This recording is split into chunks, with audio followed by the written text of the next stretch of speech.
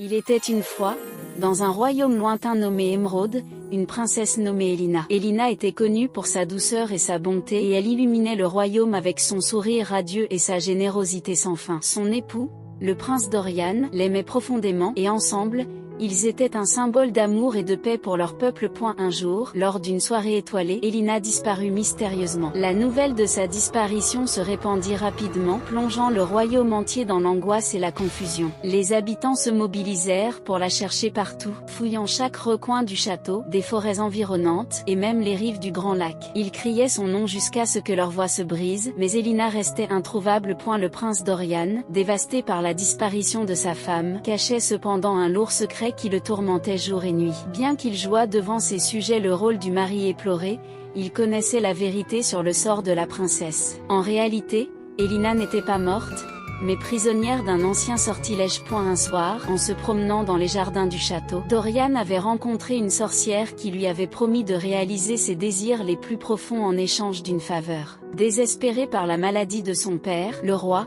Dorian accepta sans réfléchir. La sorcière le piégea alors en enfermant Elina dans un saule enchanté situé au cœur de la forêt interdite, en échange de la guérison de son père. Chaque nuit, lorsque Dorian levait les yeux vers le ciel étoilé, la culpabilité rongeait son cœur. Il savait qu'il devait maintenir sa façade de prince éploré tout en luttant contre le désir grandissant de révéler la vérité et de sauver sa bien-aimée. Mais la peur des conséquences l'empêchait de parler. Un jour, alors qu'il se promenait dans les jardins du château, une fée bienveillante, nommée Liora, apparut à Dorian dans un halo de lumière dorée. Elle lui révéla qu'il pourrait libérer Elina en accomplissant 3 tâches courageuses et en se confrontant à la sorcière qui l'avait piégé. Dorian, déterminé à réparer ses erreurs, accepta le défi.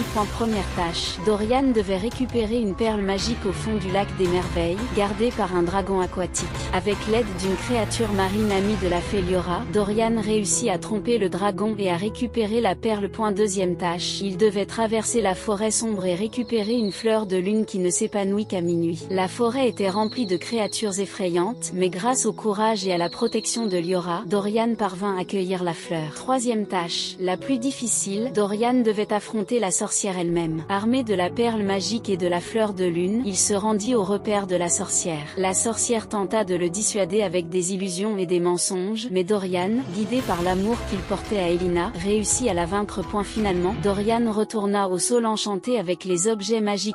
Grâce au pouvoir combiné de la perle et de la fleur, il chanta un chant ancien appris de Liora, libérant Elina du sortilège. Le royaume d'Émeraude, ravi de retrouver leur princesse, organisa une grande fête en leur honneur. Dorian, ayant appris de ses erreurs, devint un roi sage et juste, et Elina, pardonnant son époux, régna à ses côtés. Ensemble, ils veillèrent à ce que leur royaume reste un lieu de paix et de bonheur. Et bien sûr, l'amour qu'ils partageaient continua d'illuminer Émeraude pour toujours.